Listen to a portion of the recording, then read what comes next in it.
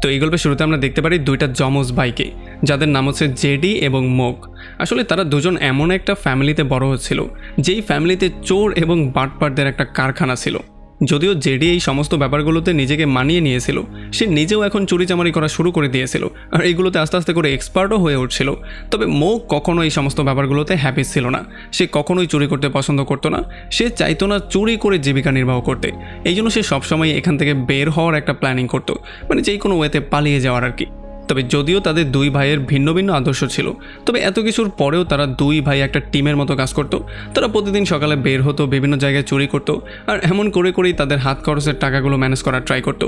একদিন যখন তারা একটা লকার চুরি করে নিয়ে আসে, তখন তারা তাদের নিজেদের ঘরে বানানো বোম দিয়েই সেই লকারটা ব্লাস্ট করে খুলে ফেলে।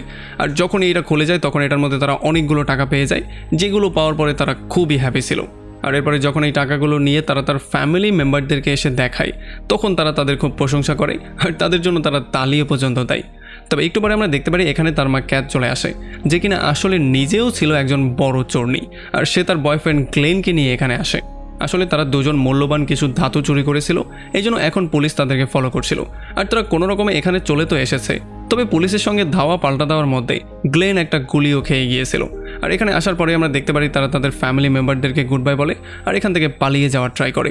তবে যাওয়ার আগে কেত তার দুই ছেলেকে জড়িয়ে ধরে তাদেরকে শেষবারের মতো গুড বাই বলে দ্রুত পুলিশ আসার আগেই গাড়ি নিয়ে এখান থেকে পালিয়ে চলে যায়।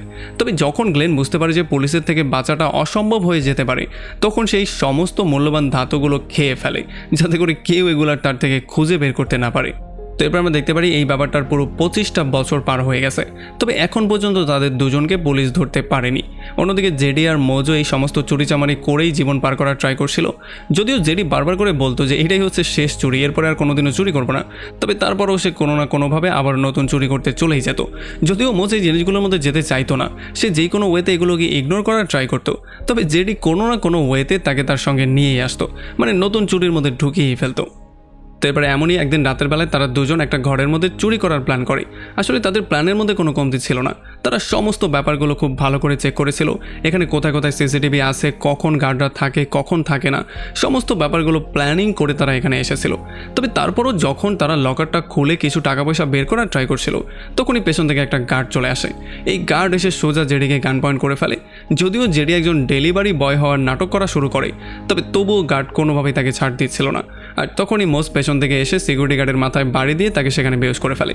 আর এরপর যখন তারা এই সমস্ত টাকাগুলো নিয়ে পালিয়ে যাওয়ার ট্রাই করছিল, মানে তারা নিচের ফ্লোরে এসেছিল, ততক্ষণ এখানে পুলিশ এসে পুরো জায়গাটাকে কভার করে নিয়েছে।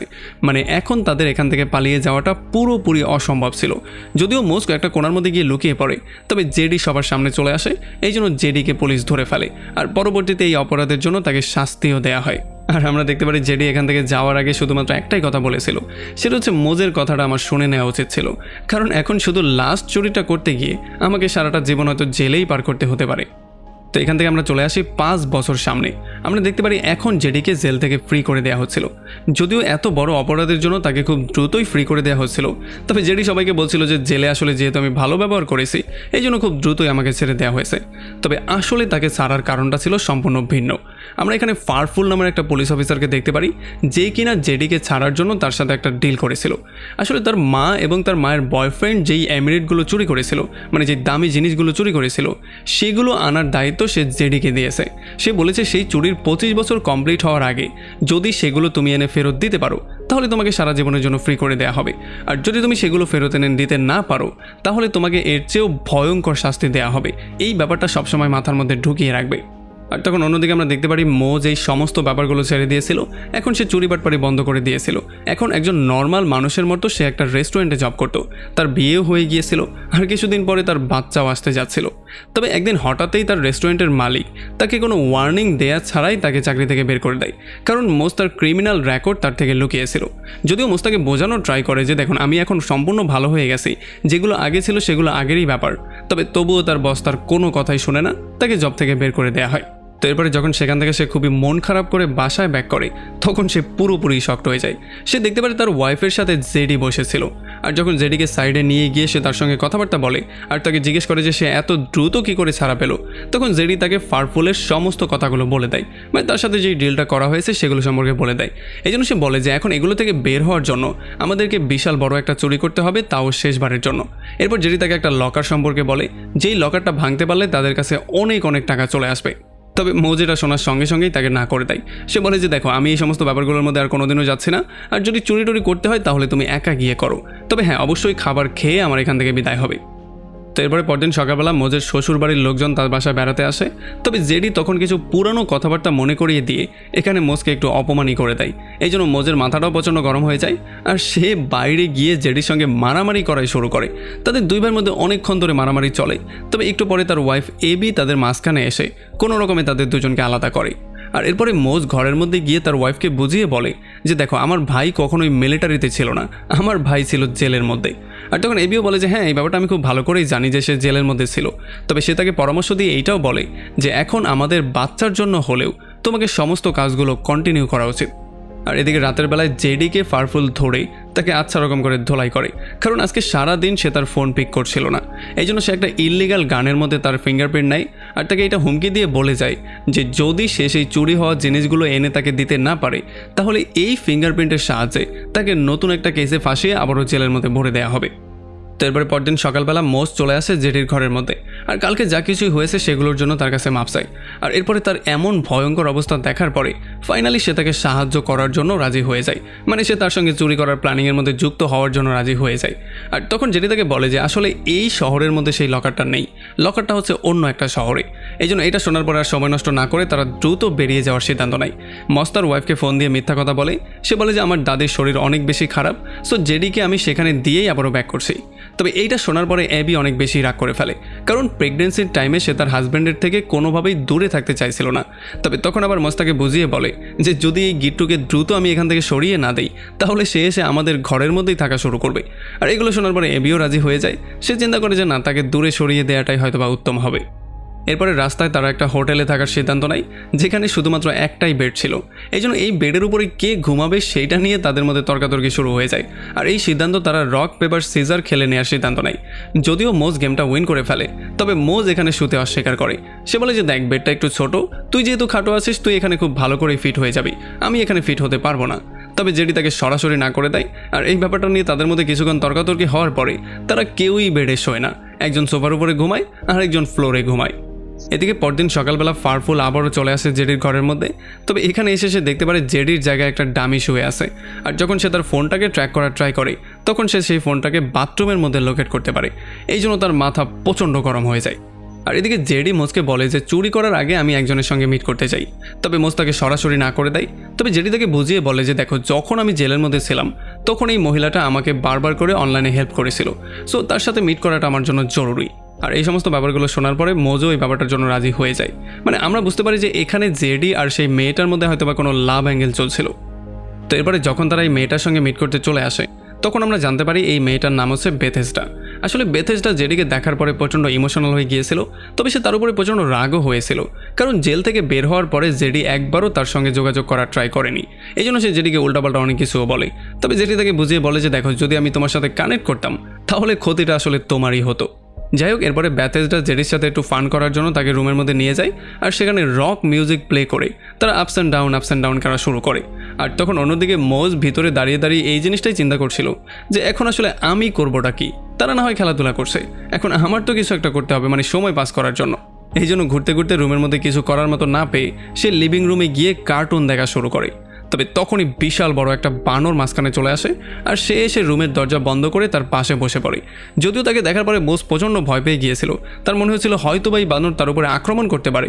তবে এই বানর তার পাশে বসে আরামসে সিগারেট খাওয়া শুরু করে, আর তাকে ইশারা করে বলে যে তার নাম হচ্ছে স্যামুয়েল।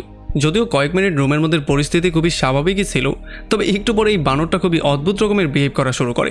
সে আস্তে আস্তে করে মোজের কাছে আসা শুরু করে আর তাকে বলা শুরু করে যে দেখো, আমি একজন ছেলেকে পছন্দ করি। এগুলো বলে সে তার উপরে ঝাঁপিয়ে পড়ার ট্রাই করে। আর এই ব্যাপারগুলো যখন মোজ ভালো করে বুঝতে পারে তখন সে কোনো রকমের দৌড়ে সেখান থেকে বাইরে চলে আসে। আর এদিকে যখন বেথেসডা বাথরুমে যায় তখন জেডি তার ব্যাগ থেকে তার ওয়ার্ক কার্ডটা চুরি করে ফেলে আর সেখান থেকে সময় নষ্ট না করে জানালা ভেঙে সোজা নিচে চলে আসে। আর মজুদ দ্রুত গাড়ি ড্রাইভ করে সেখান থেকে পালিয়ে চলে আসে, যাতে করে সেই বানর আর তাকে ধরতে না পারে। আর এই সমস্ত ব্যাপারগুলোতে সে জেডির উপরে প্রচণ্ড রাগ করেছিল। সে তাকে বলছিল, কোথায় গায়েব হয়ে গিয়েছিলে? একটা বানর আমাকে হিউমিলেট করার ট্রাই করছিল। তো এরপরে সেদিন রাতের বেলায় তারা একটা মোটেলে থাকার সিদ্ধান্ত নেয়। আর এখানে যখন জেডি গোসল করছিল তখন মোজ তার ব্যাগটাকে চেক করা শুরু করে দিয়েছিল। তবে এই ব্যাগের মধ্যে হাত দেওয়ার পরে সে পুরোপুরি শকড হয়ে যায়। সে এখানে অনেকগুলো লেটার পেয়ে যায় যেগুলো তাদের মা জেডিকে লিখেছিল। আর যখন সে একটা একটা করে লেটার পড়া শুরু করে তখন আস্তে আস্তে করে তার মাথাও গরম হওয়া শুরু হয়ে যায়। একটা লেটারের মধ্যে সে দেখতে পারে তাদের মা জেডিকে বলছে যে প্ল্যানিংটা শুরু হয়ে গেছে, তুমি শুধু মোজকে কিছু জানতে দিবে না, শুধু তাকে একটু ফুসলিয়ে ফাসলিয়ে এই পর্যন্ত নিয়ে আসো। আর এইটা পড়ার পরে তার মাথা প্রচণ্ড গরম হয়ে যায়। এই জন্য সে জেডিকে সমস্ত ব্যাপারগুলো জিজ্ঞেস করা শুরু করে। সে তাকে জিজ্ঞেস করে যে মা কেন শুধুমাত্র তোমাকে এই লেটার লিখছে। এই জন্য জেডি তাকে বলে যে দেখো, তোমার মাথা প্রচণ্ড গরম আর তুমি উল্টাপাল্টা সিদ্ধান্ত নেওয়াতে ওস্তাদ, এই জন্য মা তোমাকে কিছু না জানানোরই সিদ্ধান্ত নিয়েছে। তবে এগুলোতে মোজের মাথা আরও বেশি গরম হয়ে যায়, কারণ এটা হচ্ছে তাদের সেই মা যেই মা ছোটোবেলায় তাদেরকে ছেড়ে দিয়ে চলে গিয়েছিল। তাদের ভবিষ্যতের কথা সে কোনোদিনও চিন্তা পর্যন্ত করেনি। সেই মায়ের জন্য সে কোনোভাবেই কিছু করতে চাইছিল না। এই জন্য সে জেডির উপরেও চিলাচিলি করা শুরু করে। সে তাকে বলে যে দেখো, আমি খুব ভালো করেই জেনে গেছি কোনো সিন্দুক নেই, কোনো প্ল্যানিং নেই, এমনকি কোনো পুলিশ অফিসারও তোমার পেছনে লেগে নেই। সো তুমি যেই সমস্ত ব্যাপারগুলো বলেছিলে সেগুলো ফালতু একটা জিনিস, আর এই জিনিসের মধ্যে আমি থাকতে একেবারেই রাজি না। এইটা বলে সে তার জামা কাপড় নিয়ে সেখান থেকে সোজা বেরিয়ে চলে যায়। তবে যখনই সে ব্যালকনিতে চলে আসে তখন তার সামনে তার মা ক্যাট দাঁড়িয়েছিল। তাকে দেখার পরে সে এত বেশি শকড হয়ে যায় যে সে শুধু ব্যালকনি থেকে নিচে গাড়ির উপরে গিয়ে পড়ে। তো এরপরে যখন তারা তিনজন একটা বারে এসে গল্পগুজব করা শুরু করে তখন মোজের মাথা এমনিতেই গরম ছিল। এই জন্য সে তার মায়ের উপরে চিল্লাচিল্লি করা শুরু করে।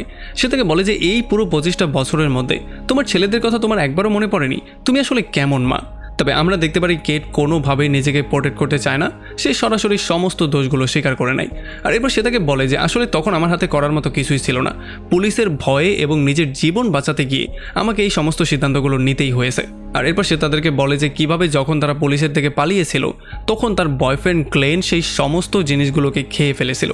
আর যেহেতু গ্লেনের গায়ে অলরেডি গুলি লাগা ছিল এই জন্য কিছুক্ষণ পরে গ্লেন এমনিতেই মারা গিয়েছিল, মানে বেশি রক্তপাতের জন্য।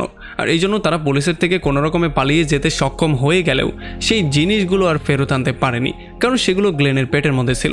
এই জন্য পুলিশের থেকে কোনো রকমে পালিয়ে সে গ্লেনের লাশটাকে একটা নির্জন জায়গায় নিয়ে যায় আর সেখানেই সেই লাশটাকে পুঁতে দিয়ে সে দেশ ছেড়ে কোনো রকমে পালিয়ে চলে যায়।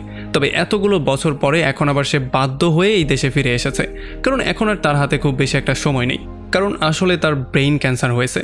আর এটা শোনার পরে মোজ প্রচণ্ড আপসেট হয়ে সেখান থেকে বেরিয়ে চলে আসে আর বাথরুমে গিয়ে সে কান্নাকাটি করা শুরু করে। তবে তখন জেড এসে তাকে বুঝিয়ে সমস্ত ব্যাপারগুলো বলে। সে বলে যে মা যেই সমস্ত ব্যাপারগুলো বলেছে সেই সমস্ত কিছু সত্যি, এখন আমাদেরকে যেই কোনো ওয়েতে সেই জিনিসটা উদ্ধার করতে হবে। তবে মোজ কোনোভাবেই তাদেরকে সাহায্য করতে রাজি হচ্ছিল না। সে বলছিল যে দেখো, এই সমস্ত চুরি বাটপারি আমি আগে থেকেই বন্ধ করে দিয়েছি, সো এগুলোর মধ্যে আর আমি কোনোভাবেই যাব না। এমনিতেও আমার একটা ফ্যামিলি আছে, কিছুদিন পরে আমার একটা বাচ্চাও হবে, সো তাদের কথা চিন্তা করে হলেও আমাকে এখানেই থাকতে হবে। আমি তোমাদের মতো জেলে গিয়ে পচে মরতে পারবো না। তবে জেড তাকে বলে যে আমরা চুরি কোথায় করছি, আমরা শুধুমাত্র সেই সমস্ত জিনিসগুলোকে ফেরত আনার ট্রাই করছি যেগুলো 25টা বছর যাবৎ আমাদের ফ্যামিলির সঙ্গেই ছিল কিন্তু আমাদের হাতে ছিল না। তবে যেহেতু এই সমস্ত ব্যাপারগুলো শোনার পরেও মোজ রাজি হচ্ছিল না, এই জন্য জেড তাকে কাইন্ড অফ ব্ল্যাকমেইল করা শুরু করে। সে তাকে জিজ্ঞেস করে যে তুমি ওয়েটারের জব করে কয় টাকা ইনকাম করবে, এটা দিয়ে তুমি তোমার ছেলেকে আসলে কি দিবে? তোমার ছেলে আমাদের মতোই ছোটোখাটো ক্রাইম করে বেড়াবে। আর এই ব্যাপারটাই মোজের মাইন্ডের মধ্যে গিয়ে হার্ট করে। এই জন্য ফাইনালি সে শেষ চুরিটা করার জন্য তাদের সঙ্গ দেওয়ার জন্য রাজি হয়ে যায়। তো এরপরে পরদিন সকালবেলা তারা তিনজন বেরিয়ে পড়ে গ্লেনের লাশটাকে খুঁজে বের করার জন্য। আর তখন এদিকে আমরা দেখতে পারি সেই পুলিশ অফিসার ফারফুল সোজা চলে আসে বেথেস্টার বাসায়। তাকে এসে ধরে সে নানান রকম কোয়েশ্চেনিং করা শুরু করে, মানে সে জেড সম্পর্কে জিজ্ঞেস করা শুরু করে। তবে যখন বেথেস্টা তাকে কোনো ইনফরমেশন দিচ্ছিল না তখন সে তার উপরে টর্চার করে তাকে সমস্ত কোয়েশ্চেনগুলো করে। এই জন্য প্রচণ্ড ভয় পেয়ে বেথেস্টার সমস্ত ব্যাপারগুলো বলে দেয়। সে বলে যে জেডি এবং তার ভাই আমার এখানে এসেছিল, তবে না জানি কেন আমাকে না জানিয়েই আমার ওয়ার্ক আইডি চুরি করে সে সেখান থেকে পালিয়ে গিয়েছিল। এর বেশি আর আমি তেমন কিছু জানি না। তবে ফারফুলের মাথায় আরও অনেকগুলো কোয়েশ্চেন ছিল, সে সমস্ত কোয়েশ্চেনগুলো জিজ্ঞেস করতে চাইছিল। তবে তখনই স্যামুয়েল নামে সেই বানরটা সামনে চলে আসে আর সে ফারফুলকে টান দিয়ে সোজা মধ্যেই নিয়ে যায়। এরপরে তার সাথে কি করা হয়েছে সেটা তো বুঝতেই পারছেন, তবে তাকে আচ্ছা রকম করে ধোলাইও করা হয়েছে। এদিকে জেডি আর মোজ ব্যাথেস্টার আইডি কার্ড ইউজ করে তার কর্মস্থলে চলে আসে আর এখান থেকে তারা একটা বুলডোজার চুরি করে ফেলে। এরপর তার মাকে ফলো করতে করতে তারা ফাইনালি সেই পর্যন্ত চলে আসে যেখানে তার মা তার বয়ফ্রেন্ড গ্লেনের লাশটাকে কবর দিয়েছিল। আর এটা জানার সঙ্গে সঙ্গেই মোজ সেখানে গর্ত করা শুরু করে আর খুব শীঘ্রই তারা গ্লেনের লাশ আর সেই দামি জিনিসগুলোও পেয়ে যায়। তবে যখনই এগুলো নিয়ে তারা চলে যাওয়ার ট্রাই করছিল তখন এই জমির মালিক তাদেরকে তার লোকজন নিয়ে ফলো করা শুরু করে। আসলে এই জায়গাটা এতগুলো বছর পরে একটা গল্ফের মাঠে পরিণত হয়েছিল আর যখন তারা দেখতে পেয়েছে মাঠের মধ্যে কেউ গর্ত করছে তখন তাদের মাথা প্রচণ্ড গরম হয়ে গিয়েছিল, এই জন্য তারা তাদেরকে ফলো করা শুরু করে। তবে আমরা দেখতে পারি তারা তিনজনই বুলডোজার দিয়ে পালিয়ে যাওয়ার ট্রাই করছিল, তবে সেই মালিকের লোকজন বারবার করে তাদের উপরে গল্ফ বল দিয়ে আক্রমণ করছিল। একবার তো তারা জেডিকে ধরেই ফেলেছিল আর তারা টেনে তাকে নিয়েও যাচ্ছিল, তবে শেষ মুহূর্তে মজ কোনো রকমে তাকে সেভ করে আর এরপর তাদের থেকে পালিয়ে তারা কোনো রকমে জঙ্গলের মধ্যে চলে আসে আর এখানে এসে গ্লেনের লাশটাকে সমস্ত রীতিনীতি মেনে কবর দেওয়া হয়। এতক্ষণ পর্যন্ত সমস্ত ব্যাপারগুলো ঠিকঠাকই চলছিল, তারা গ্লেনের লাশটাকেও কবর দিয়ে দিয়েছে আর সেই দামি জিনিসগুলোও পেয়ে গেছে। এগুলো যদি তারা সেল করতে পারে তাহলে তাদের লাইফটা পুরোপুরি সেট হয়ে যাবে। আর এই সমস্ত ব্যাপারগুলোতে জেডি একটু ইমোশনাল হয়ে তার মনে পড়া শুরু হয়ে যায় তার পুরনো লাইফটা আসলে কতটা ভয়ঙ্কর ছিল, মানে সে কী করে জেলে গিয়েছিল, কিভাবে জেল থেকে ভয়ঙ্করভাবে বের হয়েছে, কিভাবে মোজকে চাকরি থেকে বের করা হয়েছে। তবে যত যাই হয়ে যাক এখন তাদের লাইফটা পুরোপুরি ইজি হয়ে যাচ্ছে। তবে এগুলো শোনার পরে মোজের চিন্তা আসা শুরু হয়ে যায় যে আমাকে যে জব থেকে বের করে দেওয়া হয়েছে এই ব্যাপারটা তো আমি বলিনি, তাহলে এই ব্যাপারটা এই বোনে জানলো কী করে। আর তখন সেই ব্যাপারটা ক্লিয়ারলি বুঝতে পারে যে আসলে তাকে জব থেকে বের করার পেছনে সম্পূর্ণ চালটা চেলেছে সে এবং তার মা, কারণ তারা জানতো যে যদি তার কাছে কোনো জব না থাকে তাহলে তাদেরকে সাহায্য করার জন্য মোজ বাধ্য হবে আর এই জন্যই তাকে জব থেকে বের করানো হয়েছিল। আর এগুলোর জন্য তার মাথা প্রচণ্ড গরম হয়ে যায় আর সে তাদের সঙ্গে আর্গুমেন্ট করা শুরু করে আর সে তার ভাইকে নানান রকম করে অপমানও করে। সে বলেছে তুই হচ্ছিস একটা বোনা, তুই তোর নিজের জীবনটা জেলে গিয়ে ধ্বংস তো করলি, এখন তুই আমার জীবন ধ্বংস করার জন্য উঠে পড়ে লেগেছিস। আর এই সমস্ত ব্যাপারগুলোতে তাদের মধ্যে আর্গুমেন্ট এত বেশি বেড়ে যায় যে মজ জেডির মুখের মধ্যে এত জোরে একটা পাঞ্চ করে যে জেডি গিয়ে সোজা কবরের মধ্যে পড়ে, মানে সেই কবরের মধ্যে যেটা গ্লেনের জন্য তারা মাত্র করেছিল। এরপরে মোজ প্রচণ্ড মন খারাপ করে একটা লেকের পাড়ে গিয়ে বসে পড়ে আর তখন এখানে ক্যাট চলে আসে আর ক্যাটকে সে বলে যে আসলে তুমি কি এখানে সত্যিই আমাদের জন্য এসেছিলে নাকি এই হিরেগুলো নেয়ার জন্য এসেছিলে, আর তাছাড়া যে ক্যান্সারের নাটকটা তুমি করেছিলে সেটা কি সত্যি ছিল নাকি সেটাও একটা নাটক ছিল। তখন ক্যাট এই সমস্ত ব্যাপারগুলো স্বীকার করে বলে যে হ্যাঁ আমি জানি আমি কখনো একজন ভালো মা হতে পারিনি, তবে এখন আমি চাই আমার পুরোটা জীবন তোমাদের সঙ্গেই পার করতে, মানে আমার ছেলেদের সঙ্গে পার করতে, আর মৃত্যুর আগে আমি যাতে করে তোমাদের জন্য কিছু টাকা পয়সাও রেখে যেতে পারি, এই স্বপ্ন নিয়েই এখন পর্যন্ত আমি জীবিত আছি। আর যখন এই সমস্ত ব্যাপারগুলো নিয়ে তারা কথাবার্তা বলছিল তখন অন্যদিকে আমরা দেখতে পারি ফারফুল এই পর্যন্ত চলে আসে আর সে জেডিকে ধরে সোজা অ্যারেস্ট করে ফেলে। যদিও মজ এই জিনিসটা দেখার পরে সে গিয়ে ফারফুলের উপরে আক্রমণ করে আর তার ভাইকে বাঁচানোর ট্রাই করে, তবে ফারফুল এতটাই ভয়ঙ্কর ছিল যে সে তাদের দুই ভাইকেই আচ্ছা রকম করে ধোলাই করে তাদের দুই ভাইকেই অ্যারেস্ট করে ফেলে। এখন এই সমস্ত ব্যাপারগুলো দেখার পরে জেডি এই জিনিসটা ক্লিয়ারলি বুঝতে পারে যে এখন বাঁচার শুধুমাত্র একটাই উপায় আছে, এই জন্য সে সেই অ্যামিরয়েডগুলোকে লাথি মেরে দূরে ফেলে দেয়, যেটা কিনা গিয়ে ক্যাথের কাছে পড়ে। আর যখন ফারফুল দেখতে পারে ক্যাথ এগুলো নিয়ে পালিয়ে যাওয়ার ট্রাই করছে তখন সে তাকে দুইটা অপশন দেয়। সে বলে যে হয়তো তুমি তোমার ছেলেদের চুজ করবে, নয়তো এই দামি হীরাগুলোকে চুজ করবে। আমরা দেখতে পারি ক্যাথ কিছুক্ষণ চিন্তা করে আর এরপর সে বলে যে ঠিক আছে আমার ছেলেদেরকে তুমিই রেখে দাও, এইটা বলে সে সেখান থেকে দ্রুত পালিয়ে চলে যায়। আর যখন ফারফুল তার মায়ের এই জিনিসগুলো দেখতে পারে তখন সেও পুরোপুরি শক্ট হয়ে যায়, সে চিন্তা করছিল এইটা আবার কেমন মা। তবে যাই হোক এরপরে সে দুই ভাইকে ধরে পুলিশের গাড়িতে ভরে আর তাদেরকে নিয়ে সোজা পুলিশ স্টেশনের দিকে যাওয়া শুরু করে, কারণ সে যেমনটা প্রমিস করেছে সে তাদের দুজনকে জেলের ভাত খাইয়েই ছাড়বে।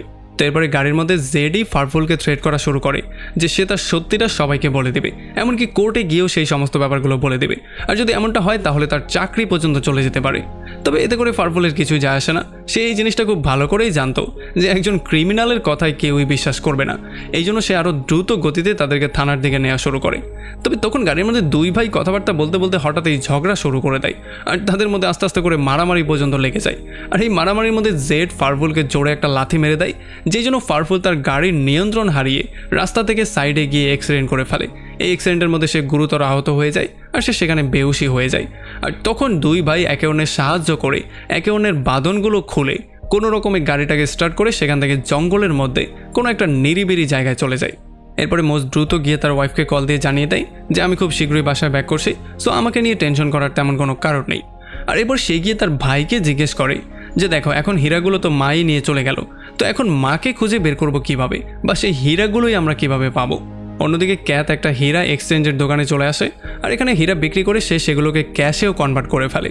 তবে সে আসলে সবগুলো হীরা সেল করেনি, সে 3টা হীরা এখন পর্যন্ত নিজের জন্য রেখে দিয়েছিল। আর যখন সেই ক্যাশগুলো নিয়ে বাইরে বের হয় তখন সে দেখতে পারে তার 2 ছেলে তার সামনে দাঁড়ানো। তার 2 ছেলের চোখে মুখে প্রচণ্ড রাগ ছিল আর তাদের মনের মধ্যে একটাই কোয়েশ্চেন ছিল যে মা এখন কি করতে যাচ্ছ। তবে আমরা দেখতে পারি ক্যাথ আসলে তাদেরকে কোনো অ্যান্সারই দিতে পারছিল না। সে প্রচণ্ড ভয় পেয়ে সেখান থেকে আরও একবার পালিয়ে যাওয়ার সিদ্ধান্ত নেয় আর তার 2 ছেলেও তাকে ফলো করতে করতে সোজা একটা পুরনো মলের মধ্যে চলে আসে। তবে যেহেতু টাকার ব্যাগটা অনেকটা ভারী ছিল এই জন্য ক্যাট এটাকে ক্যারি করতে পারছিল না। একটা সময় তার হাত থেকে টাকার ব্যাগটা নিচে পড়ে যায় আর যখনই জেড টাকার ব্যাগটা নেওয়ার জন্য সেখানে যায় তখনই সে দেখতে পারে এখানে ফারফুলও চলে এসেছে। সে এখন প্রচণ্ড রাগের মধ্যে ছিল আর সে একটা গান এনে তাদের উপরে ফায়ারিং করা শুরু করে দিয়েছিল আর সে বারবার করে হুমকি দিচ্ছিল যে আজকে আমি পুরো ফ্যামিলিকেই শেষ করে দেব। এই চোর বাটপারদের ফ্যামিলিদের পৃথিবীতে থাকার কোনো অধিকারই নেই। যদিও তারা 2 ভাই তার সঙ্গে কথাবার্তা বলে তাকে ম্যানেজ করার ট্রাই করছিল, তাকে তারা টাকা দেওয়ার জন্য ফুলি রেডি ছিল, তবে এখন আর ফারফুল কোনোভাবেই কথাবার্তা বলার মোডে ছিল না, সে তাদের উপরে ফায়ারিং করার মোডে ছিল। এখন ফারফুলের মাথা যেহেতু প্রচণ্ড গরম ছিল এই জন্য জেডি আর তার ভাই বুঝতে পারে যে এখন এখান থেকে পালিয়ে যাওয়ার অন্য কোনো ওয়ে নেই। আর যখন তারা বুঝতে পারে তাদের হার হয়ে যাচ্ছে তখন আবারও 2 ভাইয়ের মধ্যে ঝগড়া শুরু হয়ে যায়। জেডিকে তার ভাই বলছিল যে এখন আমার বাচ্চার কি হবে, আমার বাচ্চাকে কে পালবে, আমাকে তো এখন পুলিশ স্টেশনে ধরে নিয়ে যাওয়া হবে। তবে জেড তাকে বলে যে তোর বাচ্চাকে যেই পালুক সে তোর চেয়ে ভালো করেই পালবে, তোর চেয়ে ভালো বাবাই হবে। তবে আমরা দেখতে পারি ক্যাট ওপর থেকে দাঁড়িয়ে এই সমস্ত ব্যাপারগুলো দেখছিল আর এখন তার লজ্জা আসা শুরু হয়ে যায়। সে চিন্তা করছিল আমি কতটা সেলফিশ একটা মা, আমার ছেলেদেরকে এমন বিপদের মধ্যে ফেলে দিয়েও আমি এখানে চুপচাপ বসে আছি। আর তখন আমরা দেখতে পারি ফারফুল ফাঁকা 2-3টা গুলি করে আর এই জন্য জেডি প্রচণ্ড ভয় পেয়ে টাকার ব্যাগটা ফারফুলের কাছে দিয়ে দেয়। তবে আসলে এই ব্যাগটার মধ্যে একটা লুকানো পেপার স্প্রেও ছিল আর যখনই ফারফুল এই ব্যাগটা খুলে তখন সেই স্প্রে থেকে স্প্রে বেরিয়ে যায় যেগুলো তার চোখের মধ্যে গেলে সে যন্ত্রণায় চিৎকার করা শুরু করে। এই জন্য ফারফুলের হাতে চাপ লেগে উল্টাপাল্টা গুলি বের হওয়া শুরু হয়ে যায়। এখান থেকে একটা গুলি গিয়ে গ্যাস সিলিন্ডারের উপরে লাগে যে জন্য এখানে বিশাল বড় একটা ব্লাস্ট হয়ে যায় আর ফারফুল উড়ে গিয়ে অনেকটা দূরে পড়ে। এরপরে জেড টাকার ব্যাগটা নিয়ে সেখান থেকে চলে যাওয়ার ট্রাই করে, তবে যখনই তারা বাইরের গেটের কাছে আসে তখন তারা দেখতে পারে এখানে অলরেডি পুলিশ চলে এসেছে। এখন যখন তাদের মনে হয়েছিল সমস্ত কিছু শেষ হয়ে যাচ্ছে তখনই তাদের মা ক্যাট তাদের সামনে চলে আসে আর ক্যাটকে দেখার পরে তারা দুজনেও পুরোপুরি শক্ট হয়ে যায়। তারা চিন্তা করেছিল যে এখন পর্যন্ত আমার মা এখানে কি করছে, এতক্ষণ পর্যন্ত তো আমার মায়ের পালিয়ে যাওয়ার কথা। তবে ক্যাট তাদের থেকে বন্দুকটা নিয়ে পুলিশের সামনে গিয়ে বলে যে দেখো এখানে যা কিছু হয়েছে সমস্ত কিছু আমি করেছি, এখানে আমার ছেলেদের কোনো দোষ নেই। আর এই জন্য পুলিশও তার ছেলেদেরকে ছেড়ে দিয়ে তাকে অ্যারেস্ট করে সেখান থেকে নিয়ে যায়। এর কয়েকদিন পরে মোজ সমস্ত টাকাগুলো নিয়ে চলে আসে একটা করাপ্টেড জজের কাছে, যার কাছে জেডের ফিঙ্গারপ্রিন্টওয়ালা সেই ইললিগাল বন্দুকটা ছিল আর সেই বন্দুকটার বদলে তাকে সমস্ত টাকাগুলো অফার করে আর সেও কোনো কিছু চিন্তা না করে বন্দুকটা দেওয়ার জন্য রাজিও হয়ে যায়। আসলে আমরা জানতে পারি এই জজ ছিল ফারফুলের বাবা আর সেও কেটের মতো প্রচণ্ড সেলফিশ, সেও টাকার জন্য সব কিছু করতে পারে। এই জন্য সে টাকাগুলো নিয়ে কোনো কিছু চিন্তা না করেই সেই বন্দুকটা মজকে দিয়ে দেয় আর মজ এমন করেই তার ভাইয়ের বিরুদ্ধে থাকা শেষ যেই প্রমাণটা ছিল সেটাকেও শেষ করে দেয়। তো এরপরে এখান থেকে সে সোজা তার বাসায় ব্যাক করে যেখানে তার জন্য তার ওয়াইফ এবং একটা নতুন জীবন অপেক্ষা করছিল। একটু পরে আমরা দেখতে পারি এখানে জেডিও চলে আসে আর ফাইনালি এতগুলো বছর পরে তারা পুরো ফ্যামিলি একসাথে বসে ডিনার করে। আর এরপরে কথাবার্তার মধ্যে আমরা জানতে পারি জেডি তার ভাগে যেই টাকাগুলো পেয়েছে সেগুলো দিয়ে সে মোজের মেয়ের নামে একটা জমি কিনেছে। আর এইটা শোনার পরে মোজও পুরোপুরি শক্ট হয়ে যায়, কারণ জীবনে প্রথমবার এমনটা হচ্ছিল। আর এতে করে তারা দুজনেই খুবই হ্যাপি হয়ে যায়, কারণ যদিও এখন তাদের কাছে কোনো টাকা নেই তবে তারা একে অন্যের সাহায্য করে খুবই হ্যাপি আছে। তো এরপরে কয়েক মাস পরে ফাইনালি তারা কেটের সঙ্গে মিট করতে জেলে চলে আসে। আর এখানে যখন কেট তার নাতিনকে দেখতে পারে তখন সে খুবই হ্যাপি হয়ে যায় আর তাকে কোলে নিয়ে সে কান্নাকাটি করা শুরু করে। যদিও এখন সমস্ত ব্যাপারগুলো সলভ হয়ে গিয়েছিল তবে মোজ এখন পর্যন্ত টাকা নিয়ে একটু টেনশনের মধ্যেই ছিল। তবে জেল থেকে বের হওয়ার পরে জেড তাকে 2টা হীরার টুকরা দিয়ে বলে যে আসলে মা তার বয়ফ্রেন্ডের মতোই জেলে যাওয়ার আগে হীরার টুকরোগুলো খেয়ে ফেলেছিল, যেখানে টোটাল 3টা ছিল, এখানে 2টা তোর আর একটা আমার। এটা বলে তারা হাসতে হাসতে সেখান থেকে বেরিয়ে চলে যায়। আর এমন একটা ইন্টারেস্টিং পয়েন্টে এই পুরো মুভিটা এখানেই শেষ হয়ে যায়।